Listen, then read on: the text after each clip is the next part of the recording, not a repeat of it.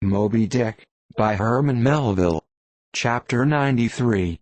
The Castaway.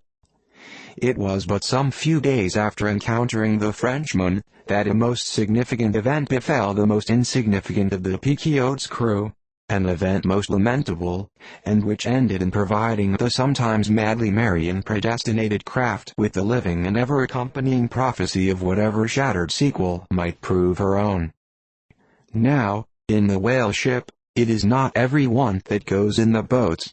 Some few hands are reserved called shipkeepers, whose province it is to work the vessel while the boats are pursuing the whale. As a general thing, these shipkeepers are as hardy fellows as the men comprising the boat's crews. But if there happen to be an unduly slender, clumsy, or timorous wight in the ship, that wight is certain to be made a shipkeeper. It was so in the Pequod with the little negro Pippin by nickname, Pip by abbreviation. Poor Pip. Ye have heard of him before. Ye must remember his tambourine on that dramatic midnight, so gloomy jolly. In outer aspect, Pip and Doughboy made a match, like a black pony and a white one, of equal developments, though of dissimilar color, driven in one eccentric span. But while hapless Doughboy was by nature dull and torpid in his intellects, Pip, though over tender-hearted, was at bottom very bright, with that pleasant, genial, jolly brightness peculiar to his tribe, a tribe which ever enjoy all holidays and festivities with finer, freer relish than any other race. For blacks, the year's calendar should show naught but 365 Fourth of Julys and New Year's days. Nor smile so, while I write that this little black was brilliant, for even blackness has its brilliancy. Behold yon lustrous ebony, paneled in king's cabinets.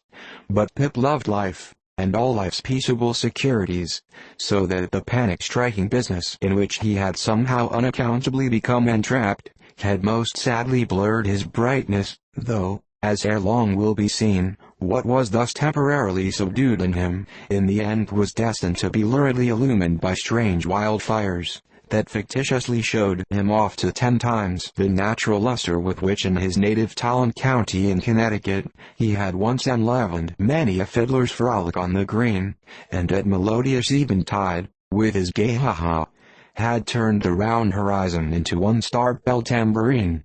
So, though in the clear air of day, suspended against a blue-veined neck, the pure-water diamond drop will healthful glow, yet, when the cunning jeweler would show you the diamond in its most impressive luster, he lays it against a gloomy ground, and then lights it up, not by the sun, but by some unnatural gases. Then come out those fiery effulgences, infernally superb. Then the evil blazing diamond, once the divinest symbol of the crystal skies, looks like some crown jewel stolen from the king of hell. But let us to the story. It came to pass, that in the ambergris affair Stubbies after Herman chanced so to sprain his hand, as for a time to become quite maimed, and, temporarily, Pip was put into his place.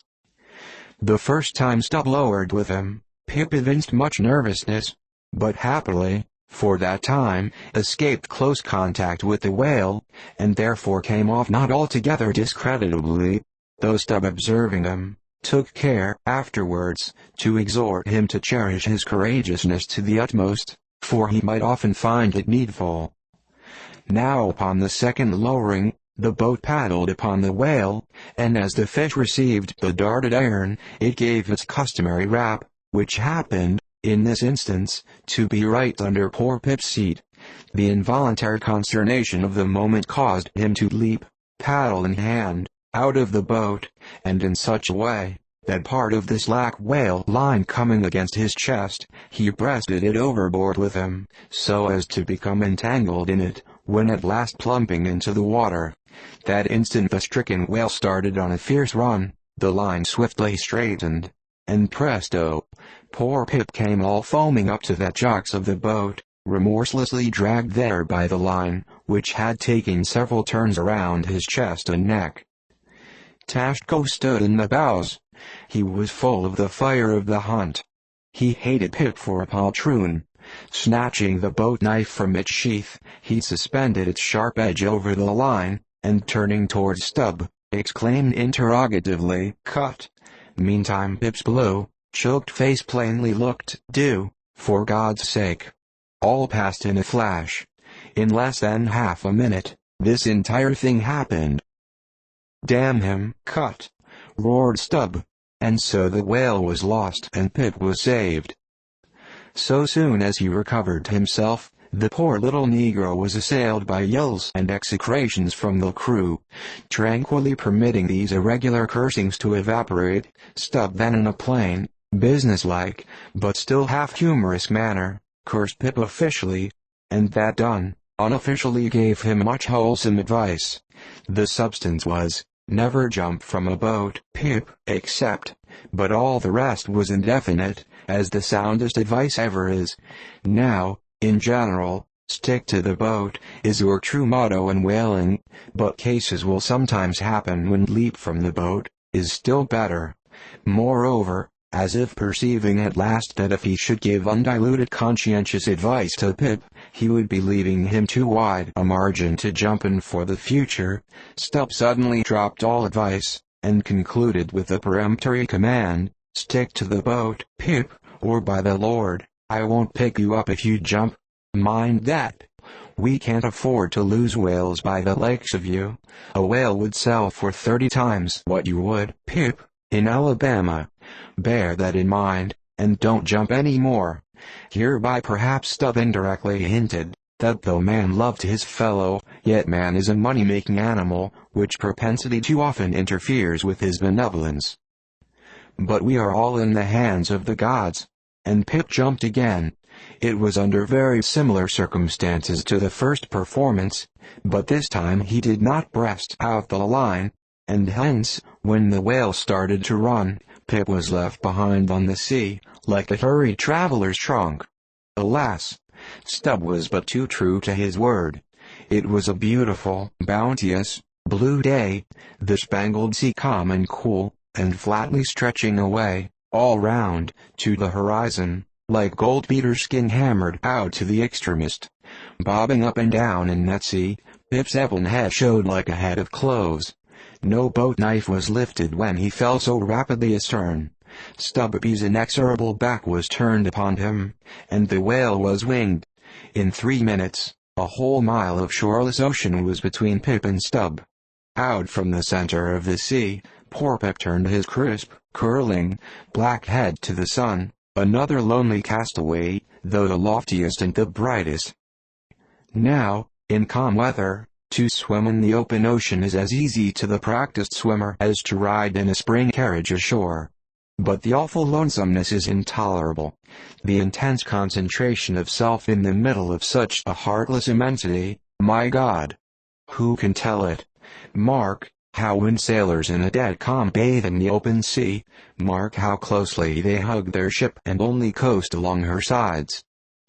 But had Stubb really abandoned the poor little Negro to his fate?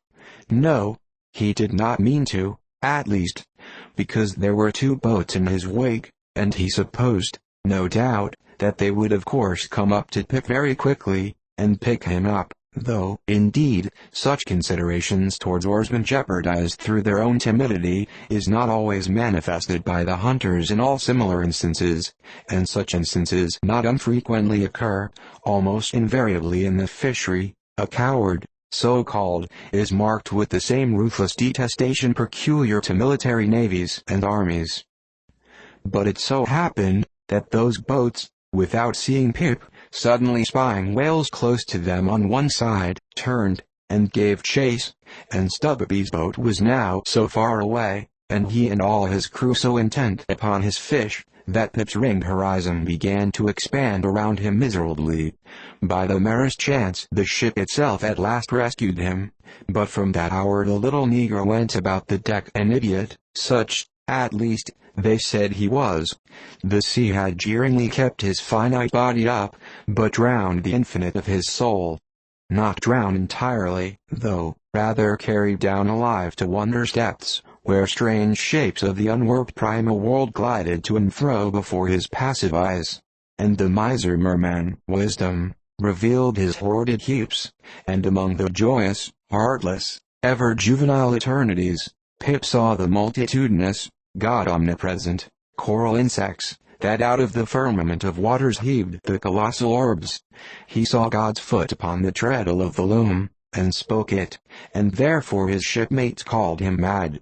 So man's insanity is heaven's sense, and wandering from all mortal reason, man comes at last to that celestial thought, which, to reason, is absurd and frantic, and will or woe, feels then uncompromised, indifferent as his God.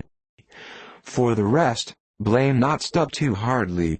The thing is common in that fishery, and in the sequel of the narrative, it will then be seen what like abandonment befell myself.